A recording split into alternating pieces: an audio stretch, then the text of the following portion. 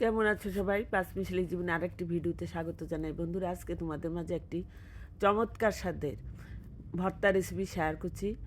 তোমরা যদি না খেয়ে থাকো তবে কুমড়া থাকলেই বানিয়ে খেতে পারো। কুমড়ার যেই অংশটা আমরা ফেলে দিই কাজে আসে না, এই কুমড়ার এই সোসরা সেটাকে বলে, আমরা বুকা বলি কুমিল্লায়, সেটা দিয়ে আজকে ভর্তা করব। এত মজার হয় এই ভর্তাটা, তোমরা বিশ্বাস করবে না। এত মজার হয়, এতটাই মজার হয় যা তোমরা খেলে বুঝবে। যারা না খেয়ে থাকে তবে ভর্তা বানিয়ে ফেলতে পারো, আমি যেভাবে করছি। আমি কুমড়ার ভিতর থেকে এই সোসরাগুলি বা বুকাগুলি ছাড়িয়ে নিয়ে এইভাবে চাকু দিয়ে ছোটো ছোটো করে নিব। আমি বিচি মুটো ফেলবো না, যদি শক্ত বিচি হতো ফেলে দিতাম। তো বিচিটা খুব শক্ত না নরম, বিচি সহকারেই বাটবো, কারণ এই বিচিতেই এই ভর্তার স্বাদ এনে দেবে। এই বিচি থাকার দরুন এই ভর্তাটা এত মজাদার হয়।